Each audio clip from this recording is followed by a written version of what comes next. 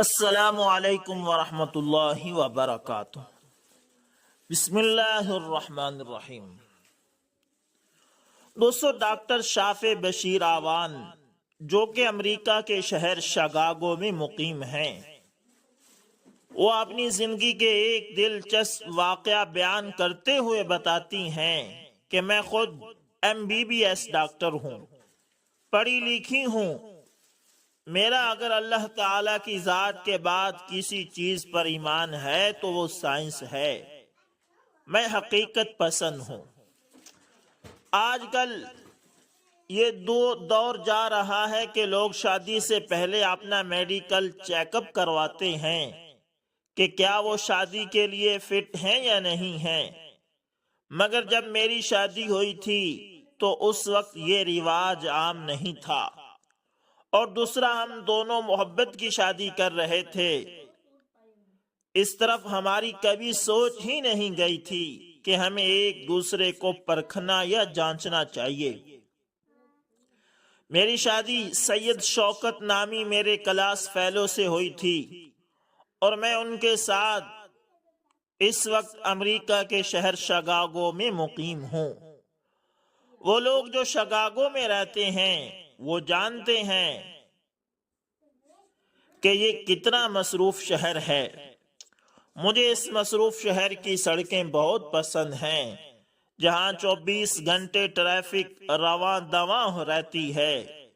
میں جب بھی یہاں کی سڑکوں سے گزر رہی ہوتی ہوں تو مجھے سب سے دلچسپ نظارہ وہ لگتا ہے جب کوئی ایمبولینس سائرن بجاتی ہوئی آتی ہے، اور گاڑیوں کے شور کے دوران ایمبولینس کے سائرن کی واضح آواز ایک عجیب سا سحر طاری کر دیتی ہے۔ میرا دل اور زبان سے بے اختیار ایمبولینس میں موجود مریض کے لیے دعائیں نکلنے لگتی ہیں۔ کئی بار تو ایسا بھی ہوا کہ میں گاڑی میں سوار ہوں، میرے پیچھے سے ایمبولینس آئی ہے، جیسے ہی اس نے مجھے کراس کیا اور میرے پاس ٹائم ہوا ہے تو میں اس ایمبولینس کے پیچھے ہسپتال پہنچ گئی ہوں، صرف اس لیے کہ شاید وہاں میری بھی کوئی ضرورت ہو، وہاں میں بھی کسی مریض کے کام آ سکوں۔ اس مصروف ترین شہر میں شاید میں سب سے فارغ انسان ہوں، مگر یہاں میرا مقصد اپنی مصروفیت یا اپنا فارغ پن بتانا نہیں۔ یہاں میں آپ کو ایک اور واقعہ سنانا چاہتی ہوں۔ جو لوگ پاکستان کے شہر لاہور سے تعلق رکھتے ہیں، انہوں نے لاہور کی ایک معروف ہستی داتا علی حجویری رحمت اللہ تعالی کے بارے میں سنا ہوگا۔ میرا تعلق ایک ایسے گھرانے سے ہے جو ان ہستیوں کو نہیں مانتے، اور اس کا یہ ہرگز مطلب نہیں کہ وہ ان کا سرے سے انکاری ہیں، بلکہ انہیں موجودہ مسلمانوں میں سے کچھ بھائیوں سے یہ اختلاف ہے کہ کچھ مسلمان ان کو بہت اونچا درجہ دیتے ہیں، جبکہ میرے گھر والے اس بات کے قائل نہیں ہیں، یعنی وہ اس حق میں نہیں ہیں کہ ہمیں جا کر درباروں پر، قبروں پر یا ایسی جگہوں پر دعا کرنی چاہیے، اور میں خود بھی اس بات کی قائل ہوں، مگر میرے ساتھ ایک دلچسپ واقعہ پیش آیا۔ وہ واقعہ پیش آنے سے پہلے میں آپ کو بتاتی ہوں کہ میں نے محبت کی شادی کی تھی اور میری اولاد نہیں ہو رہی تھی۔ میں نے میڈیکل چیک اپ کروایا تھا، میرے شوہر نے بھی چیک اپ کروایا تھا۔ میں کچھ ایسے اندرونی مسائل کا شکار تھی کہ میں چاہ کر بھی ماں نہیں بن سکتی تھی۔ میں نے اپنا علاج معالجہ بھی کروایا، لیکن اس کا کوئی خاطر خواہ نتائج نہ نکلے۔ کسی سے کوئی جتنی بھی محبت کرتا ہو، لیکن اپنی آنے والی نسل کی ضرورت اور فکر ہر کسی کو ہوتی ہے۔ اللہ اکبر۔ گو کہ میرے شوہر نے میرے سامنے کبھی کسی ایسی خواہش کا اظہار نہیں کیا لیکن میرا سسرال اکثر مجھ سے کہتا رہتا تھا کہ ہم نہیں چاہتے کہ ہمارا بیٹا لاوارث مر جائے، اور میرے شوہر کی آنکھیں مجھے بتاتی تھی کہ وہ بھی اس معاملے میں اپنے گھر والوں کے ساتھ ہے۔ بہرحال یہ سب اللہ تعالی کی طرف سے تھا، میں اس میں کچھ نہیں کر سکتی تھی۔ البتہ میں نے اپنے شوہر پر کسی بھی قسم کی کوئی پابندی نہیں لگائی تھی۔ میں نے اسے اس بات کی اجازت دی تھی کہ اگر وہ چاہے تو دوسری شادی کر سکتا ہے۔ نہ جانے کیا چیز آڑے آ رہی تھی کہ میرا شوہر بھی چاہتے ہوئے دوسری شادی نہیں کر پا رہا تھا۔ شادی کے 11 سال بعد میں اپنے شوہر کے ساتھ پاکستان آئی ہوئی تھی۔ ہم گھومنے پھرنے کے لیے لاہور گئے۔ لاہور کی جب ساری اہم جگہیں گھوم پھر لی تو جن کے ہم مہمان تھے، یعنی ہمارے میزبان، ہم کو لے کر داتا دربار پر چلے گئے۔ داتا دربار کے باہر بہت سارے بھکاری بیٹھے ہوئے تھے اور سارے ہی صحت مند تھے۔ میں حیران تھی کہ یہ لوگ کام کیوں نہیں کرتے، اور ان جیسے نشئیوں نے تو اس ہستی کو داتا کہنا ہی ہے جن کو یہاں سے سب کچھ ملتا ہو، کھانا بھی ملتا ہو اور نشہ بھی ملتا ہو۔ اس دوران میرے پاس ایک نوجوان خاتون آئی۔ اس نے میرے سامنے ہاتھ پھیلائے تو میں نے اسے خیرات نہ دی، اور میرا دینے کا کوئی ارادہ بھی نہیں تھا، کیونکہ میں ایک ایسی جگہ پر کھڑی تھی، اگر یہاں میں کسی کو خیرات دیتی بھی تو وہ یہی سوچتا کہ یہ اس کو اس قبر والے نے یا اس ہستی نے دی ہے جس کے در پر وہ آئی ہوئی تھی۔ جب لڑکی کافی دیر میرے سامنے ہاتھ پھیلا کر کھڑی رہی اور چند روپیوں کا سوال کرتی رہی اور میں مسلسل اسے اگنور کرتی رہی، تو اسی دوران پیچھے سے انتہائی خوبصورت چہرے والے بزرگ آئے۔ وہ سب لوگوں کو اگنور کرتے ہوئے میری طرف آ رہے تھے۔ اب میں حیران تھی کہ یا تو ان کو اور کوئی دیکھ نہیں رہا، یا پھر ان کے سحر سے ہر کوئی میری طرح منجمد ہو چکا ہے۔ وہ بزرگ میرے قریب آئے، میرے سر پر دست شفقت رکھا۔ انہوں نے آرام سے مجھے کہا کہ بیٹا، یہ سائل تمہارے پاس خدا نے بھیجا ہے، تم اس کی ضرورت پوری کر دو، خدا تعالی تمہاری خواہش پوری کر دے گا۔ یہاں ان الفاظ کو ذہن میں ذرا رکھیں دوستو، کہ اس بزرگ نے یہ کہا کہ بیٹا، یہ سائل تمہارے پاس خدا نے بھیجا ہے، تم اس کی ضرورت پوری کر دو، خدا تمہاری خواہش پوری کر دے گا، یعنی اللہ تعالیٰ کرے گا خواہش پوری۔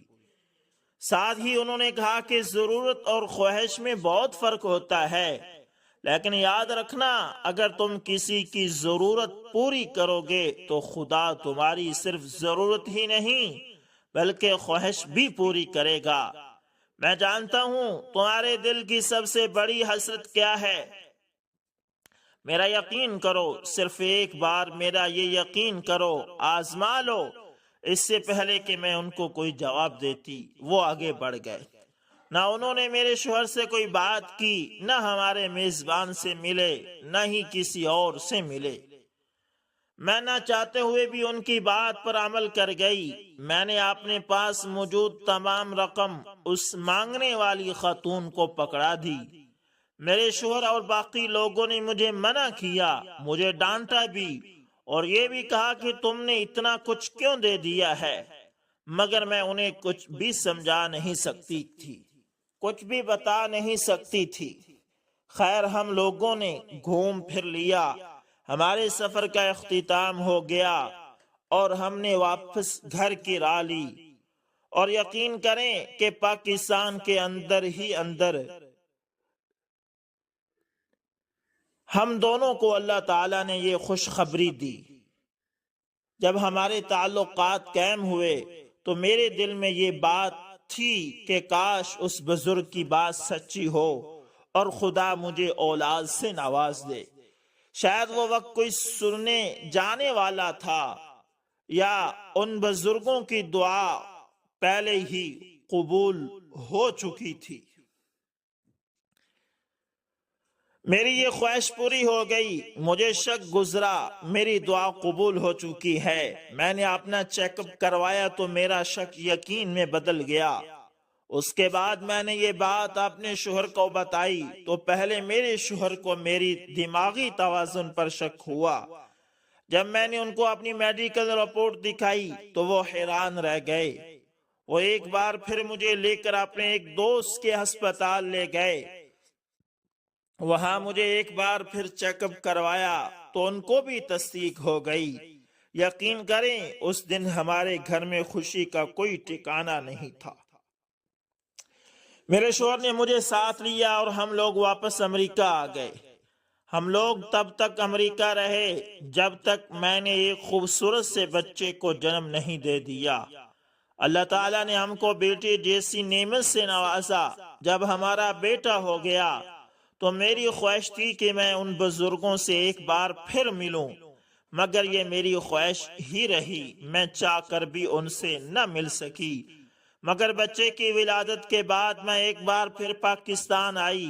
میں وہی داتا دربار گئی، وہاں مجھے کئی سائل ملے اور میں نے ہر سائل کی ضرورت پوری کی، اور یقین کریں میرا اللہ گواہ ہے۔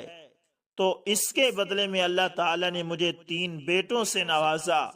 میں وہ خاتون جسے تمام ڈاکٹر جواب دے چکے تھے، جس پر تمام علاج معالجے بیکار ہو چکے تھے، جو اس بات کو تسلیم کر چکی تھی کہ شاید وہ اب کسی بچے کو جنم نہیں دے سکتی، مگر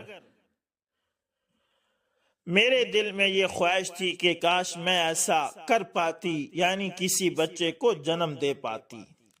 اور اللہ تعالیٰ کی ذات گواہ ہے کہ جب میں نے کسی کی ضرورت کو پورا کیا تو اللہ تعالیٰ نے میری اس خواہش کو پورا کر دیا۔ ایک عرصے تک میرا شوہر مجھ سے پوچھتا رہا کہ یہ سب کچھ کیسے ہوا، ہمارا ایسا کون سا عمل تھا کہ ہم نے یہ کر دیا؟ تو میں نے اپنے شوہر کو وہ سارا واقعہ سنایا۔ میرے شوہر نے کہا کہ ہم نے ایسا کوئی بزرگ وہاں نہیں دیکھا تھا۔ ہمارے میزبان سے پوچھا گیا تو انہوں نے بھی انکار کر دیا، مگر میں نے کہا کہ میں نے دیکھا تھا۔ میرے سر پہ انہوں نے دستے شفقت بھی رکھا تھا۔ میرا شوہر آج تک حیران ہے کہ وہ اس بزرگ کو کیوں نہیں دیکھ پایا۔ ہم اب بھی پاکستان آتے ہیں تو ان کو ڈھونڈنے ضرور جاتے ہیں، مگر ہمیں وہ بزرگ نہیں ملتے۔ البتہ یہ ہے کہ اپنے گھر والوں کے برعکس ہم لوگ اب داتا دربار جانے لگے ہیں۔ اس بات کو لے کر کئی بار ہمارے گھر میں بحث بھی ہو چکی ہے، لیکن میں اور میرا شوہر جب بھی جاتے ہیں وہاں ضرور جاتے ہیں، وہاں فاتحہ خوانی کرتے ہیں، وہاں ان کے لیے دعا کرتے ہیں، اور وہاں اللہ تعالیٰ کی ذات سے اپنے لیے بھی دعا کرتے ہیں، اپنے بچوں کے لیے بھی دعا کرتے ہیں۔